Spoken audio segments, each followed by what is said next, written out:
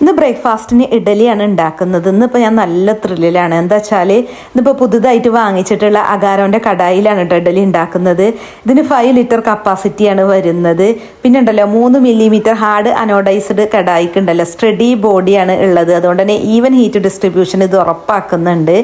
പിന്നെ അതുപോലെ തന്നെ എർഗണോമിക്കായി ഡിസൈൻ ചെയ്തതിൻ്റെ ഹാൻഡിലുണ്ടല്ലോ നല്ല ഗ്രിപ്പും ഡ്യൂറബിലിറ്റി ഉണ്ട് കേട്ടോ. അതുകൊണ്ട് തന്നെ നമുക്ക് സേഫ് ആയിട്ടും കൺവീനിയൻ്റ് ആയിട്ടും ഇത് ഹാൻഡിൽ ചെയ്യാനും പറ്റും.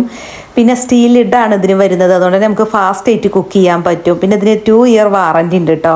അതുപോലെ ഇതിന് ഇൻഡക്ഷൻ്റെ ആവശ്യമില്ല കേട്ടോ. ഇതിന് നമുക്ക് ഗ്യാസ് സ്റ്റവിലാണ് സ്യൂട്ട് ആവുക. പിന്നെ മൾട്ടി കടായി ആയതുകൊണ്ട് തന്നെ നമുക്ക് കുറേ വിഭവങ്ങൾ ഉണ്ടാക്കാം.